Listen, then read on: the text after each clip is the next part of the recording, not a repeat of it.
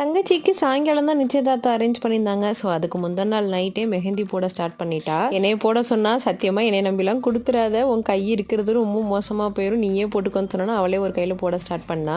இன்னொரு தங்கச்சி ஊர்லேருந்து காலையில் தான் வந்து சேர்ந்தா. வந்ததுக்கப்புறமா கொஞ்சம் நேரம் உட்காந்து அரட்டை அடித்தோம். அதுக்கப்புறம் என்ன சமையல் வேறதில் இறங்கி தானே ஆகணும். காலைல சாப்பாடு மத்தியானம் சாப்பாடுன்னு சமைக்க ஸ்டார்ட் பண்ணோம். டிக்கெட்டு கூட இருக்கும் பொழுது டிஃபன் எதுவும் நம்ம ப்ரிஃபர் பண்ண மாட்டோம். ஏன்னா ஒவ்வொருத்தருக்கும் உட்காந்து செய்ய முடியாது. அதனால டக்குன்னு ஒரு வெண்பொங்கலை போட்டுடலான்னு சொல்லி இந்த டைம் நானே களத்தில் இறங்கி வெண்பொங்கல் சாம்பார் எல்லாமே வச்சுட்டேன். கடையில் வடை மட்டும் வாங்கிக்கிட்டோம். அதுக்கப்புறம் கொஞ்சம் நகை செட்டு அதெல்லாம் அரேஞ்ச் பண்ணதுக்கப்புறமா ஆரத்தி தட்டு ரெடி பண்ண ஆரம்பித்தோம். ஆரத்தி தட்டுக்கு செப்பரேட் வீடியோ போடுறேன். ஏன்னா அது எல்லாமே நாங்கள் தான் அரேஞ்ச் பண்ணோம். நிறைய அரேஞ்ச்மெண்ட்ஸ் வேலை இருந்ததுனால மத்தியானம் சாப்பாடு நாங்கள் குக் பண்ணலை, ஆர்டர் பண்ணி வெளியே வாங்கி சாப்பிட்டாச்சு.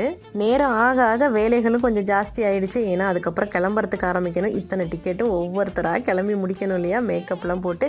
ஸோ தங்கச்சிக்கு ஃபஸ்ட்டு நாத்தனார் வந்து இந்த ஹேர் ஸ்டைல்லாம் பண்ணி விட்டாங்க. அடுத்தடுத்த விழாவில் மற்றதை பார்க்கலாம்.